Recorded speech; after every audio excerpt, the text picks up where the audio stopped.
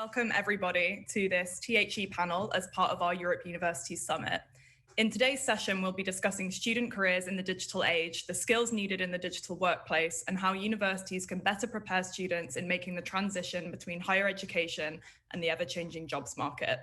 As I'm sure you all know, so many different career paths today now require an understanding of tech and the online world, whether that's through creating content or working behind the scenes, developing algorithms and coding. It's vital that graduates today have developed relevant skills in the digital field and to help boost their career, Our speakers today all work at TikTok, the leading destination for short form video and a dynamic tech platform which has hired and retained lots of university graduates as it continues to develop its team and company vision.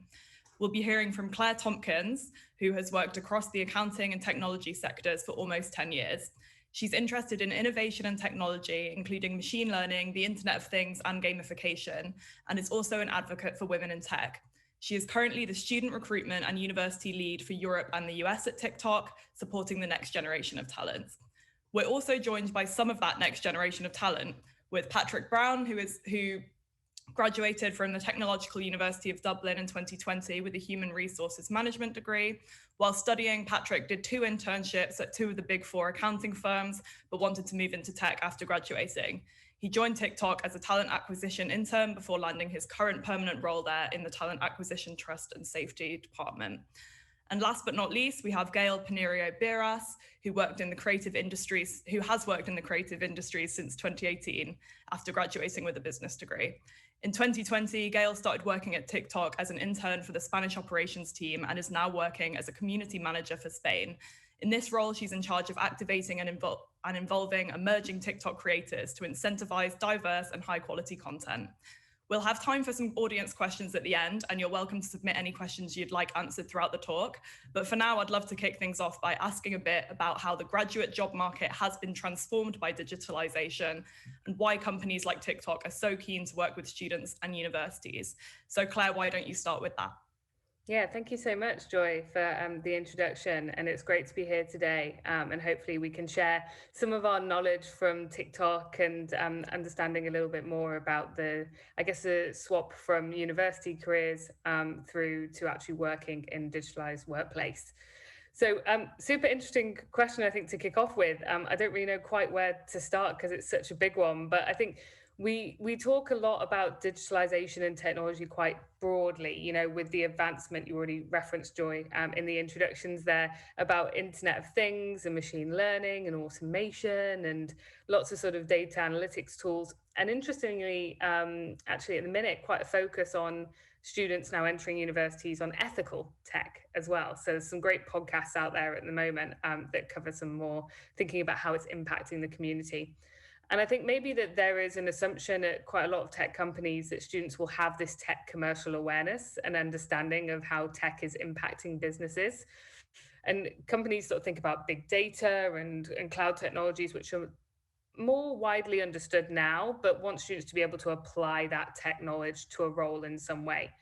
And if you combine that with the changes from COVID over the past year, I'm pleased to see that some of the Institute of Student Employers research, has shown that graduate jobs are looking positive this year for students, but it does mean that they're graduating still into a very challenging market.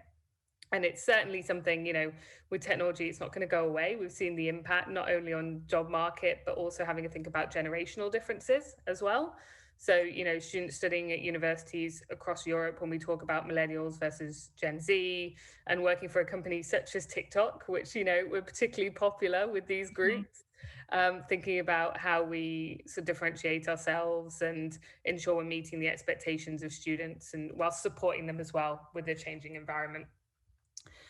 One thing that I did just want to kind of allude to a little bit is having tech skills and being able to understand the impact of digitalization means that a lot of students are in demand, but there's still some differences that come through. And I tend to split these into 3 different groups to understand sort of how the job market has been transformed. And the first one is probably looking at that pure tech talent. So I'm talking about students who study STEM degrees, computer science, etc., who will day to day have potential coding knowledge, generally think more analytically perhaps, and are in demand, especially underrepresented groups as well. So if you think maybe about like females in tech. And tech, we know that tech companies are all competing for this type of talent. But then the second is students which have what I would call sort of a tech mindset. And I find this pretty interesting because these are students that may study other courses, have an interest in technology, and perhaps Gail and Patrick might talk about this later on, but students that have started their careers in tech industry and have a related aspect to their role. So it might involve tech or disruption, for example, but understanding how advertising works on TikTok or how creators can utilize like filters and different tech opportunities on the app. And then finally, sort of the third group I would say is around sort of the wider student population, in which now technology is innate, right? So we sometimes take this for granted, but there's an expectation that students have grown up with access to, you know, internet, mobile phones, having information at their fingertips. So a big interest for me right now is how we attract and work with these students to understand what's important to them, especially as how, you know, most students now have grown used to working remotely from home over the past year, and how they will actually establish themselves in this market that we're talking about. Yeah, absolutely. That's interesting what you were saying about a tech mindset can almost be as important as the subject choice itself. So following on from that, should we hear a little bit from Patrick? Why don't you go, and then Gail? I'd love to hear a bit more about your personal experience with that and how your degree led you into tech, even if it wasn't necessarily the sort of first port of call for your career. How did you transition into that world? Yeah, absolutely. And thanks for the introduction as well, Joy.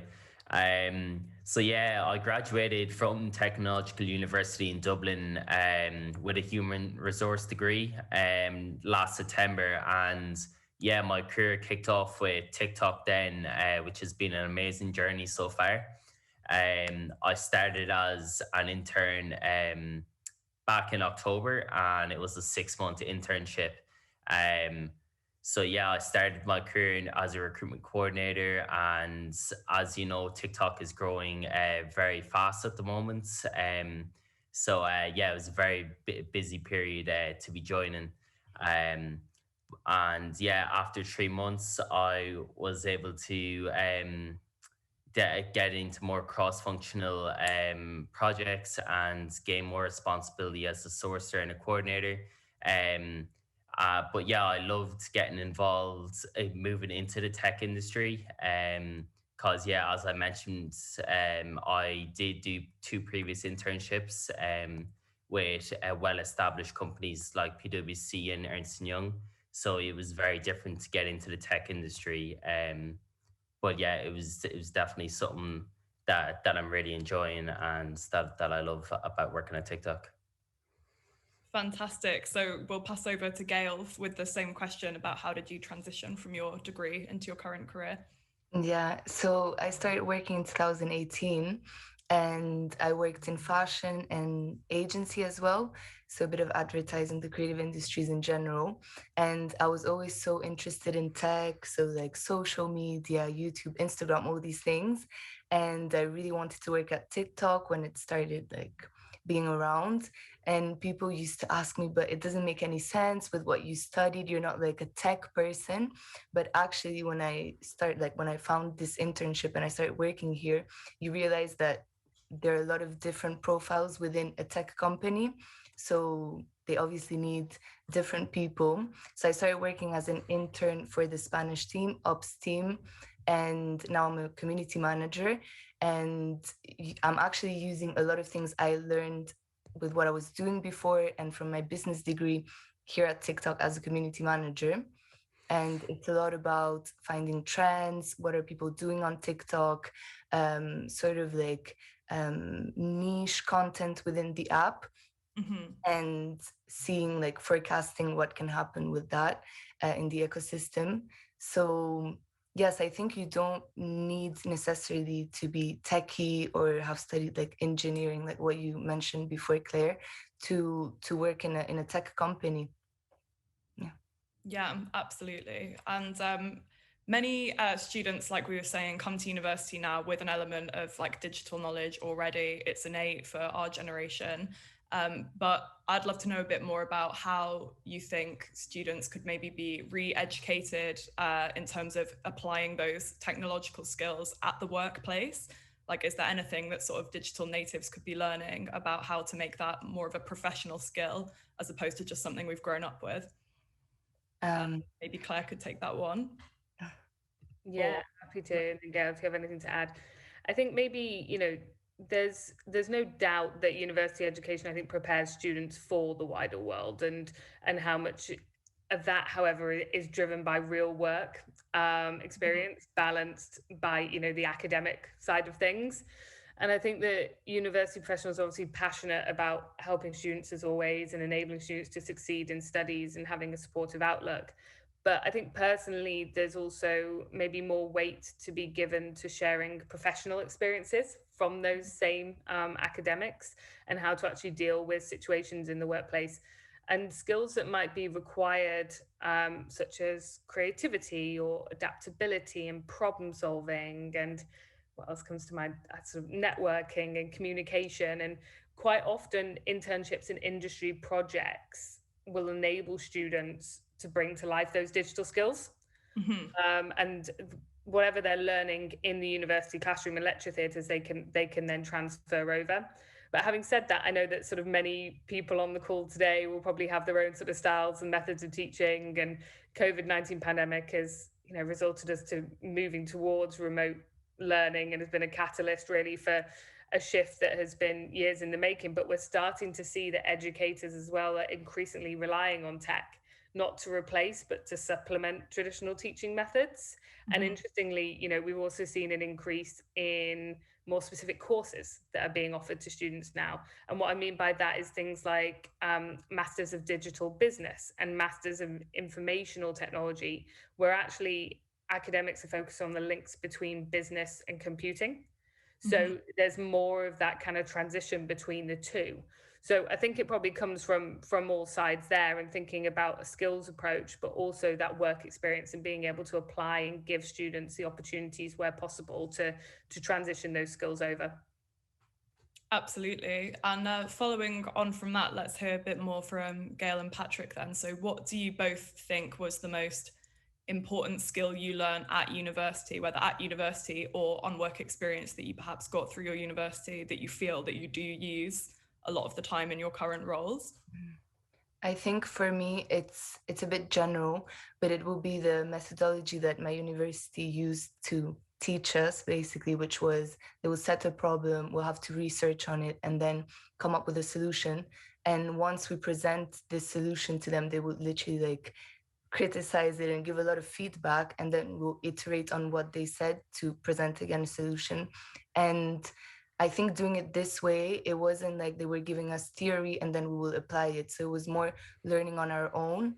And as I was saying, it's general, but I noticed that this is still the approach I have today in my job, and it makes me more productive and perform better, because you question things more and you research, and it's sort of, you have the responsibility to work on the project on your own, rather than someone telling you have to do this and that, and you just do it sort of like in school, So yeah, I think this really helped me, and it's still something that I'm doing in my job here at TikTok. Absolutely. And same question over to Patrick then. Thank you, Gail. Yeah, I was very interested to find out what skills and what I've learned at university and how I could apply them to my role at TikTok. And I think the main skills that I learned from university is when I was working like with project teams, I found that to be very applicable, and being able to collaborate well with people, especially in the tech industry, where you're encouraged to bring creativity to the workforce, and being able to implement that. And then also from my placements and how I worked there, that wasn't a traditional tech company. So to be able to apply my practical experience from there as well, and to be able to adapt and change it into the tech industry as well was very, very interesting. Absolutely. Yeah. So what do we think then from a recruitment perspective? We've talked a bit about your personal experiences, Gail and Patrick, but maybe Claire, you could tell us a bit about what it is you're looking for in your graduate hires as part of a big tech company like TikTok. Is there one thing that's like the magic sauce that you're after in particular? Yeah, I wish it was that easy. I think it depends on the type of roles that we are hiring for. But I think we probably, when we look at how we can work better with universities and what we're looking for from a TikTok perspective, I think we have to go sort of drill down into the type of skills. And I mentioned a few of those before, the creativity, the adaptability, the problem solving, all skills that will allow students to deal with change in the workplace.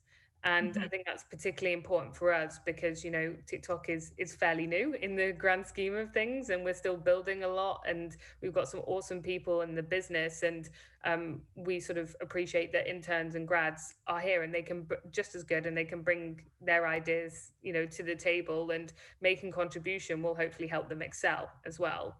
I think there's also an element that we would look for around sort of innovation, and also especially with the new generation coming through that are now studying at universities across Europe and wider, is maybe a focus back on the environment and sustainability and local initiatives as well, which is really interesting, which are going to help prepare them for future jobs. So at the end of the day, I think we can probably plug a lot of the technical skills, unless we are looking for a specific coder, or someone specific that has a computer science background. There are roles like that we have to have that kind of direct focus on. But other than that, the majority would be kind of focusing on those softer skills and how we can support universities to give students the opportunity to elicit some of those. Yeah, absolutely. And following on from that, what is it that you think that universities could be doing to help develop those softer skills that in a sort of more constructive way? Yeah, I think something that I'm starting to see more of now, which I would continue to encourage, is the collaborative team settings. And I think there's always this thing, and Patrick and Gail might laugh at me, but where you do team work and there's always someone who doesn't quite pull their weight, and you're like, oh gosh, I've got to work in a team again. But actually, even that aspect of working in a team is something that's going to support you in later life. You still have those types of people when you work in lots of different settings. So I think working in groups and on projects and interacting with a wide range of diverse colleagues and peers, I think is particularly important. I'd also recommend as well for universities to have a focus, and I'm a big fan of sort of boosting entrepreneurial skills. So I know that a lot of institutions now have employability awards to recognize sort of extracurricular activities, but also things around creating ideas. So idea-a-thons instead of hackathons. So something a little bit different, or bigger initiatives. And, one that springs to mind is I know that Oxford have the Oxford Foundry. So really like supporting with startup nature of things, which I think is going to be really important for students going forward. Absolutely, absolutely. And Gail and Patrick, I'd love to hear about your perspectives on that, if there was any similar things you were involved with at university that you felt really helped. I'm thinking. I think I'm talking from my experience, which was a few years ago, but what I lacked, I think, to be more prepared was to learn more. How can I say this? To learn more about how to work in a company and communicate with other people in the company, especially now that it's like digital. So like we're working from home and we need to communicate through like Slack or whatever chat the company's using. And it sounds a bit basic, but we never learned that. And I think it's so essential because you need to understand, even when you receive emails, what is the person expecting from you? How do you answer? All these things that can make you perform well and just, work better. So that's something I think it's quite important. Absolutely, absolutely. Patrick, did you have anything on that, or we can move on to audience questions? Yeah, what I would just add on from that is to encourage to get out of your comfort zone and don't be afraid to get involved in different projects or networking events. Is something that I found really useful as well. While attending university, they held different networking events that I was nervous going to and walking up to a random kind of person, but yeah, I found it really helpful to push yourself outside the comfort zone and actually do it. And then yeah, just to encourage kind of to be creative and don't be afraid to kind of speak your ideas and yeah, collaborate with different team members. Absolutely, thank you. So yeah, we'll move on to our audience questions now.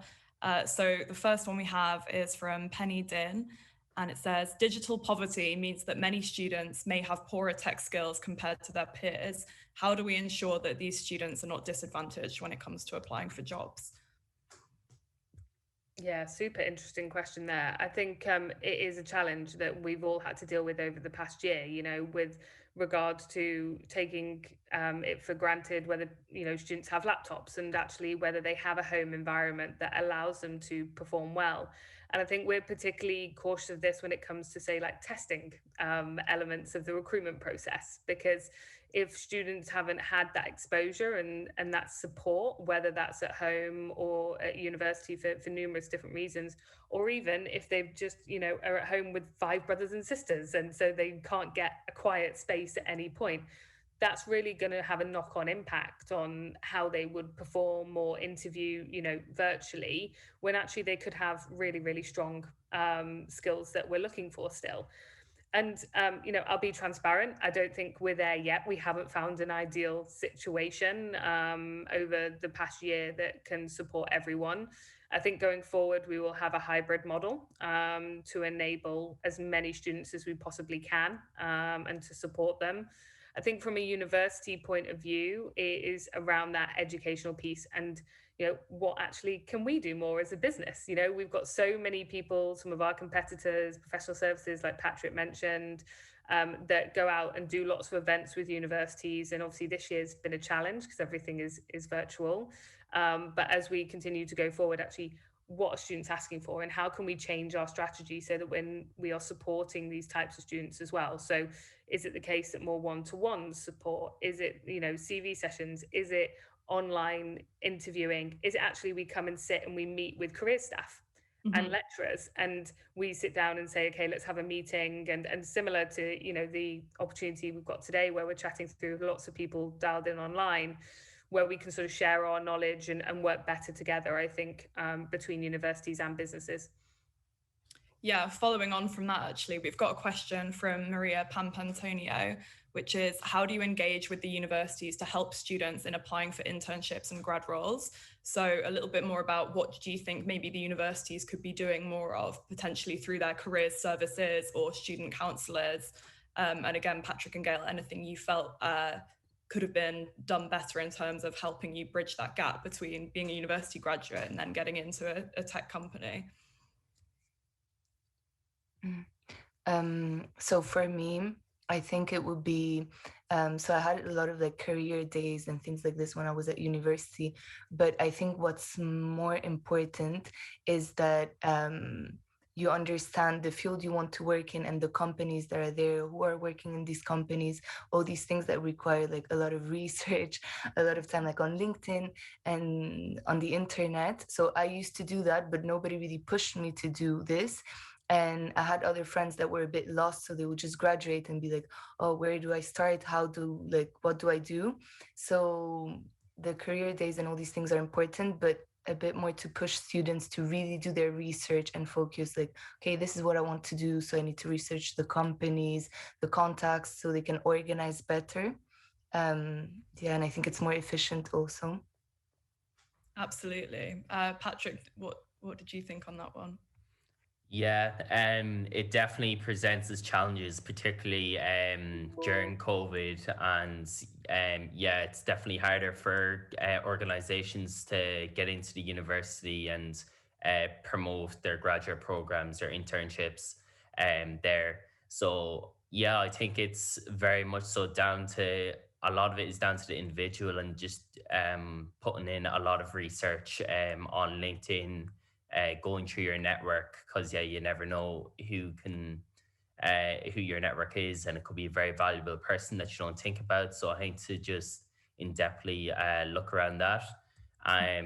But yeah, it'd be great to get feedback as well on how we can definitely improve, and how we can advertise jobs and help good graduates in roles as well.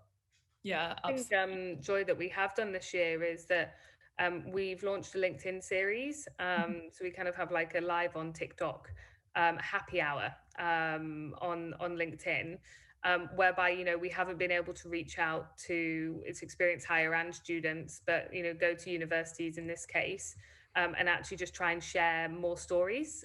So whether that's, you know, taking part in mentoring, whether it's talking about the different opportunities that we have or intern kind of experiences, and just try and raise that awareness a little bit more. So I'm sure this is something that we will continue. Hopefully we, you know, love to be back on campus. We really kind of crave the face-to-face interaction at TikTok, that's for sure. But trying to increase some of the virtual activity that we do as well, not just for particular students or particular courses, but trying to sort of give everyone that exposure to what life is like. Yeah, absolutely. And coming out of the pandemic, obviously there's been a lot of downsides, but one of the opportunities for potential is developing those digital skills in a more constructive way, now that that's become a bit more of a normal part of university. We've got time for just one more question, which is from Anonymous. What impact do university rankings have on the student recruitment process? How do you ensure a diverse range of voices and minds are included in the brand at TikTok? Yeah, great question. Kind of at businesses I've worked for in the past, you know, we have a little bit of a attraction strategy sort of tiering system, dependent on, sometimes, you know, the rankings come into that. Sometimes it's based on where applications have come from in the past. Now, I think it's probably a little bit of a catch-22, because if you're going out to universities and you're going to see more applications, and then that's going to go round in a cycle. I think what's really interesting about the way in which we do things at TikTok is that we have such a wide range of talent coming in.